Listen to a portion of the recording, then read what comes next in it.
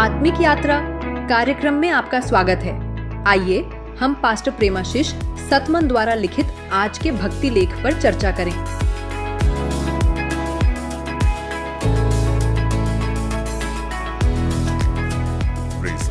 आज की इस खास बातचीत में आपका स्वागत है। आज हमारे पास पास्टर प्रेमाशीष सतमन का एक बहुत ही दिलचस्प लेख है। शीर्षक है विश्वास के साथ संदेह का सामना करना, और इसमें एक बहुत बुनियादी सवाल उठाया गया है कि आखिर विश्वास कभी-कभी डगमगाता क्यों है। ये सवाल तो मन में आता है। हाँ, और लेखक हमें आदम और हव्वा के उदाहरण से सोचने को कहते हैं। मतलब उन्होंने परमेश्वर की सीधी आज्ञा क्यों तोड़ी? वो क्या संदेह थे असल में? सही है, क्या चल रहा था उनके मन में? बिल्कुल, कि वो वर्जित फल खा लिया। तो चलिए इसको थोड़ा खोलते हैं। स्रोत पूछता है आदम और हव्वा ने वो फल खाने का चुनाव आखिर किया क्यों? लेख के मुताबिक पहला संदेह वो परमेश्वर के अपने कहे शब्दों पर ही था। अच्छा।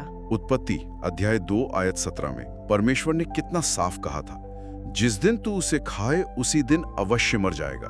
बिल्कुल स्पष्ट चेतावनी थी, कोई लाग लपेट नहीं। कोई लाग लपेट नहीं। फिर भी उन्होंने खा लिया। हाँ, ऐसा लगता है जैसे वो सोच रहे हो, क्या सच में, क्या वाकई ऐसा होगा? हाँ, मतलब क्या परमेश्वर सच कह रहे हैं?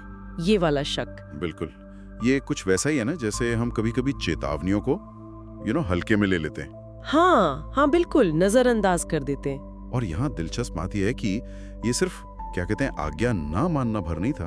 अच्छा। ये परमेश्वर की चेतावनी की जो सच्चाई थी उस पर एक सक्रिय, एक एक्टिव अविश्वास था। सक्रिय अविश्वास। हाँ, जैसा लेख इशारा करता है कि अगर उन्हें सचमुच यकीन होता कि नतीजा मौत है तो वो ऐसा क्यों करते? बिल्कुल, तो वो क्यों करते? ये एक तरह का जाल था जिसमें वो फंस गए, परमेश्वर के वचन की सच्चाई पर शक करने का जाल। सही कहा, बिल्कुल। लेकिन लेख एक और भी गहरे मुद्दे की तरफ इशारा करता है। बात सिर्फ परमेश्वर के वचन तक नहीं थी। ओह, और क्या था? उन्हें परमेश्वर के प्रेम पर भी शक हो गया था। परमेश्वर के प्रेम पर? हाँ, सांप ने बड़ी चालाकी से ये बात उनके मन में डाल दी कि परमेश्वर उनसे कुछ अच्छा छिपा रहे हैं। अच्छा। जैसे कि परमेश्वर उनका भला नहीं चाहते। हाँ, कि परमेश्वर शायद उनका भला चाहते ही नहीं। ये सोचकर भी अजीब लगता है ना? बहुत अजीब। अपने बनाने वाले पर भरोसा करने के बजाय एक बहकाने वाले की बातों में आ जाना। और अगर हम इसे आज के संदर्भ से जोड़कर देखें तो ये शक आज भी उतना ही रेलेवेंट हो सकता है। कैसे?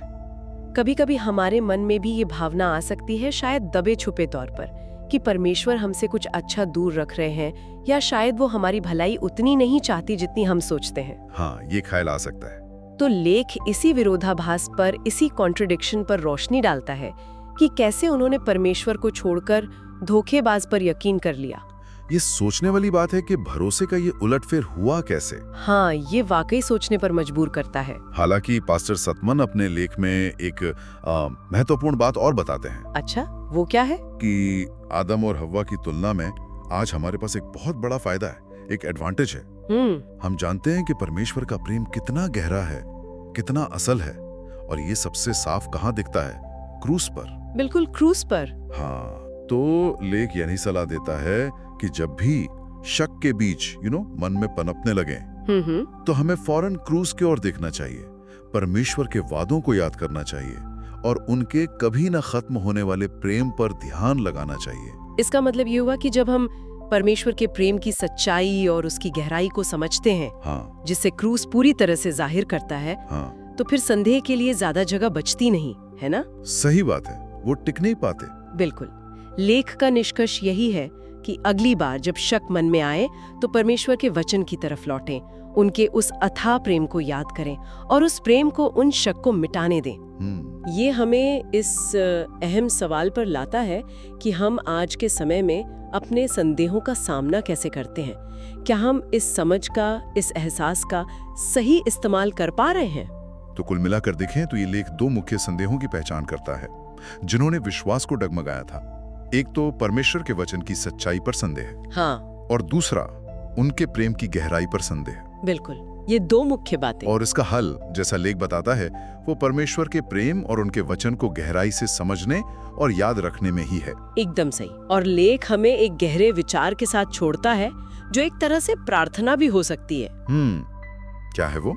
कि कोई व्यक्ति अपने विश्वास को लगातार कैसे मजबूत बनाए रख सकता है, और जब शक के पल आए तो परमेश्वर के प्रेम को असरदार तरीके से कैसे याद रखे ताकि वो शक पर हावी हो जाए। वाह, ये यकीनन सोचने वाली, मनन करने वाली बात है। बिल्कुल। आज की यह अहम चर्चा पास्टर प्रेमाशीष सतमन के लेख पर आधारित थी। Praise the Lord. Praise the Lord.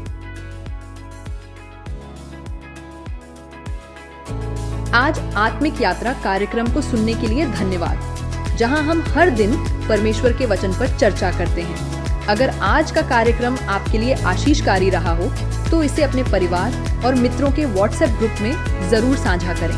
कल फिर मिलेंगे। धन्यवाद।